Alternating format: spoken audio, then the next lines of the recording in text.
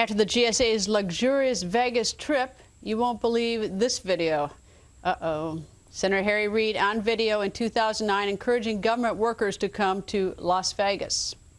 The President's Chief of Staff wrote me a letter and said federal employees should be able to go any place that they want to go to. There should be no red line to keep them from going to Florida or to Las Vegas or Reno.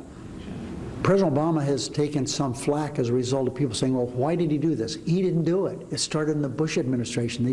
They sent 2 letters of direction saying, don't go to Nevada.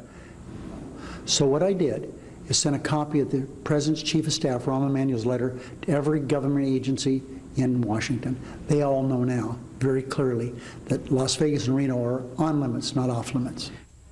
So what was Majority Leader Harry Reid talking about? Senator John Barrasso joins us. Good evening, sir. Thanks for having me. And that whole video is on GretaWire.com, and I realize what Senator Harry Reid was trying to do is trying to drum up business for his own state. And the Bush administration had put off limits the government trips to Nevada and Florida because it was seen as vacation. But that was going to backfire on Senator Reid. But I'm curious, why did they even have to meet? Well, it just seems what American taxpayers need is value for their money, and clearly they're not getting it when you look at this. And I think, Greta, this is just the tip of the iceberg.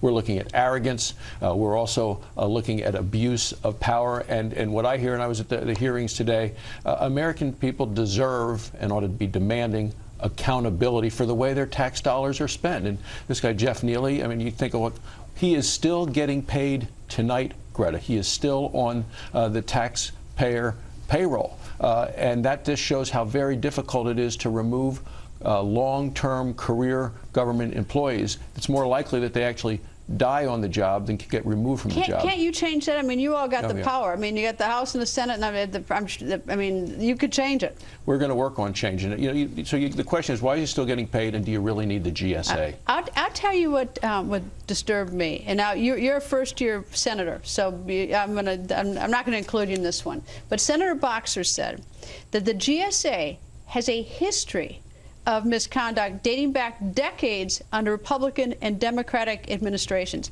When I heard her say that, I said, if there's a, quote, history, if it goes back decades, what in the world were you all thinking as this was going on history and decades? I mean, all these senators have been up there in a long time, not you, sir, but, you know, they've known about this, apparently. Well, the GSA came into place under Harry Truman, and the scandal started under Jimmy Carter. It's been both administrations, both different parties.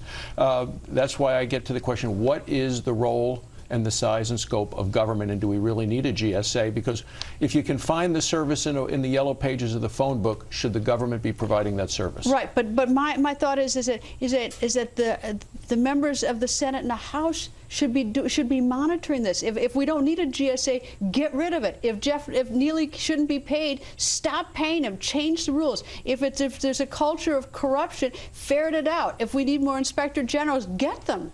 And the one thing that we know is Senator Barbara Boxer says this has been going on for decades, that there's a history. There apparently is knowledge that this is going on Capitol Hill. It's bad enough we're getting cheated by GSA, but everyone else apparently is looking the other way. Yeah, you want accountability, you want oversight, you want prosecution, criminal prosecution, you want people to lose their jobs who have done this in this sort of behavior. You want to make sure that the money is paid back. All of those things need to happen. I don't even know why these people need to meet. Why don't they video conference or rent a high school auditorium or something if they need to meet? Why are they even partying, having these conferences? What's so important that they have to get together? And plus, they had 100 interns, and they took them to Palm Springs for $150,000. And I read the hotel thing, and it says that they can get relaxed. You can relax and get revivification. And I still don't know what revivification is, but you can get that at the hotel where the interns went. Neely went to Hawaii for a ribbon cutting that took an hour and stayed 9 days. How is this in anything other than corrupt? His colleagues must have known that was going on. I mean, there's so many levels of where people are just looking the other way. That's why it's a culture.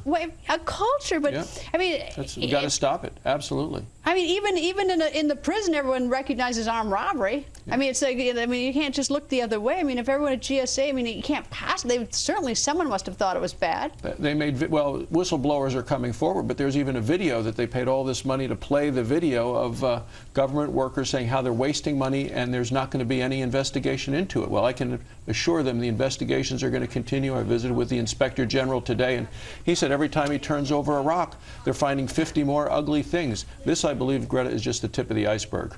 Well, I do hope you get to the bottom, and I do hope it changes, Senator, because we desperately need, this can't go on. No, the American people need and deserve value for their money, and they're just not getting it. And I might add that while they're spending $800,000 on a party at Vegas, is that we fight in communities about whether we have to cut teachers or firefighters or first responders. We're worrying about that while they're whooping it up on the dollar. Yeah.